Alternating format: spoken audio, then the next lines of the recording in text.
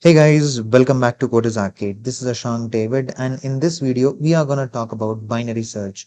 So, in the previous video, I have talked about linear search, and that was the first video of this playlist. Now, this is the second video of this playlist. Now, if you haven't watched our first video yet, I would recommend you to go ahead and watch that video, guys.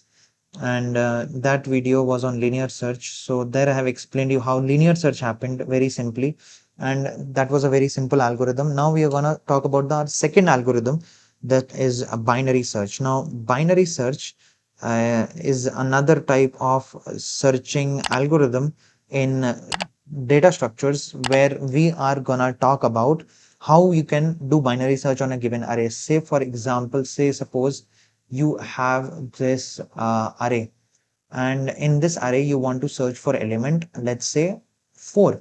Let us say you want to search for element 4. So how would you search for that element 4?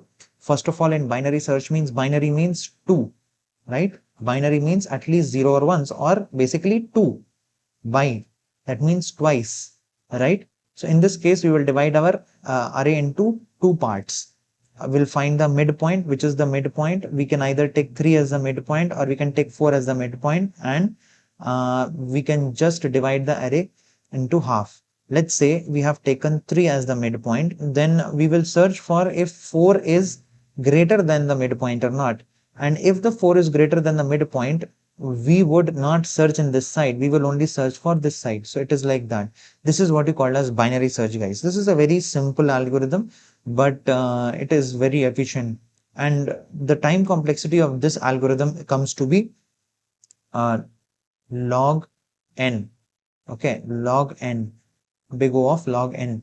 So big O of log n basically comes the time complexity of this. Now I have not talked about the time complexity of the um, linear search algorithm. The time complexity for linear search comes to be O big O of n, where you see that just big O of n, and binary search will come for big O of log n, where big O of log n is better than big O of n, because you can see that the time will exponentially go less onto binary search than linear search. In this case, the time is halved basically, because we are doing the half, we are finding the midpoint, and then we are searching for that element either in the right side or in the left side.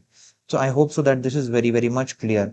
Basically the steps are very simple. Find the midpoint. Once you have found the midpoint, now you will search for this element if the element is greater than mid or lesser than mid.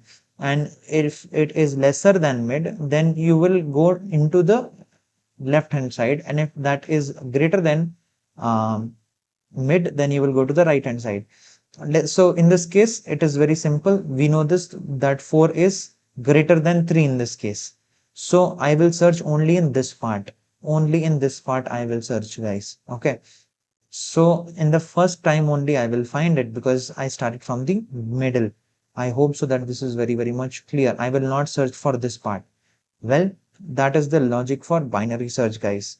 So now let us move on to the code, and let's understand how the code works. This is the code for binary search, guys. And if you see carefully here, unlike linear search only, I have also created the function here for binary search, where we have find the mid. So first in the main function, if we see, I'm taking the size of the array, and I'm taking the input in that array, and then I'm finding the key from the user which you want to search, and then I'm calling the binary search just like linear search what I have done.